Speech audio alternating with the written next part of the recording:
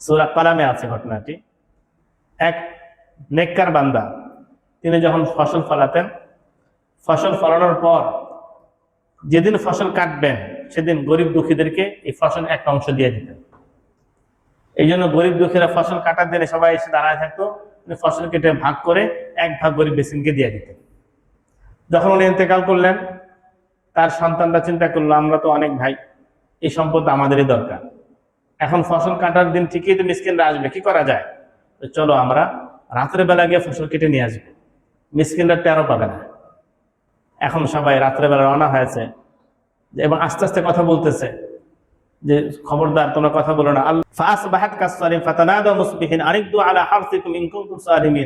একে অপরকে খুব অতি প্রত্যুষে ডাকতে থাকলো, চলো চলো আমরা যাই ফসল কাটতে, যদি কাটতে চাও চলো।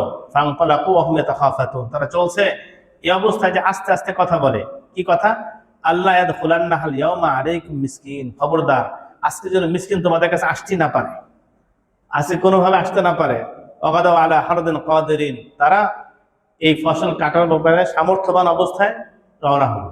কিন্তু এর আগে তো ঘটনা ঘটে গেছে, নিয়তের কারণে আল্লাহ তাআলা আসমান থেকে আযাব বর্ষণ করেছেন, আগুনের টুকরা এসে পুরো ফসলকে জ্বালায় দিয়েছে। মিসকিনকে দিবা না, সব খাইবা একাই, যাও। যখন ফালাম্মা রাআউহা ক্বালু ইন্না লাদাল্লুন, ফসলে খেতে গিয়ে দেখে সব ভস্ম হয়ে গেছে, কোনো ফসল নাই। এবার তারা বলতে শুরু করলো, হায় আমরাই তো গুমরাহ, বাল নাহনু মাহরুমুন, আমরা তো বঞ্চিত। ক্বালা আওসাতুহুম আলাম আকুল লাকুম লাউলা তুসাব্বিহুন, তাদের যে মোটামুটি ভালো ছিলেন, আমি বলি নাই তোমাদেরকে, কেন তোমরা আল্লাহর প্রশংসা করছো না, কেন তওবা করছো না? এবার তওবা ইস্তেগফার করা শুরু করেছে। আল্লাহ পাক ঘটনা শুনে আমাদেরকে বুঝালেন, দেখো পূর্বসূরীদের নেক অভ্যাসগুলোকে ত্যাগ করো না। তোমার বাবা মা, তোমার দাদা দাদি যে মিসকিনকে খাওয়াইতেন, তারা যে মানুষের উপকার করতেন, এটা তুমি বন্ধ করো না। তোমার সংসার বড় হয়েছে, কি হয়েছে, দেনে অনাথ আল্লাহ, তুমিও তোমার সম্পদের একটা অংশ করে মিসকিনকে দাও।